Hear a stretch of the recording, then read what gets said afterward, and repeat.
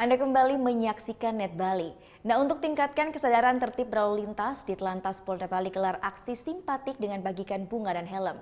Kegiatan ini selain untuk memperingati Hari Kartini, juga serangkaian dengan Operasi Keselamatan Agung 2019.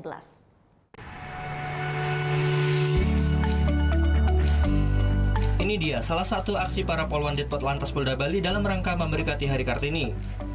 Mereka melakukan aksi simpatik dengan cara membagikan bunga kepada para pengendara yang melintas simpang Cokro Aminoto Denpasar. Tidak hanya membagikan bunga, para pengendara juga dihimbau untuk tetap mematuhi rambu-rambu lalu lintas.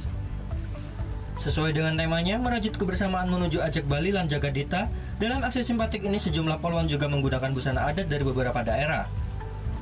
Selain membagikan bunga dan memberikan himbauan, petugas juga membagikan helm bagi pengendara yang kedapatan tidak menggunakan helm.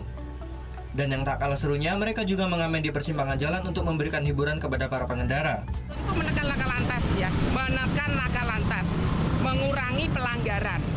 Ya, menekan laka lantas, mengurangi pelanggaran. Jadi ada dua kegiatannya, preventif, preemptif, dan penegakan hukum. Nah, ini kita masuk preemptif ya. Nanti penegakan hukum kita berikan tilang, himbauan. Kemudian preventifnya kita turjawali, pengaturan keamanan, penjagaan patroli.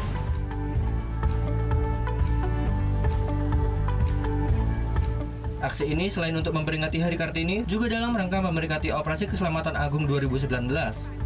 Operasi Keselamatan Agung berlangsung selama 14 hari, sejak 29 April hingga 12 Mei 2019. Tujuan dari operasi keselamatan ini adalah untuk menekan angka kecelakaan dan pelanggaran lalu lintas. Surya Sanjaya melaporkan untuk NET.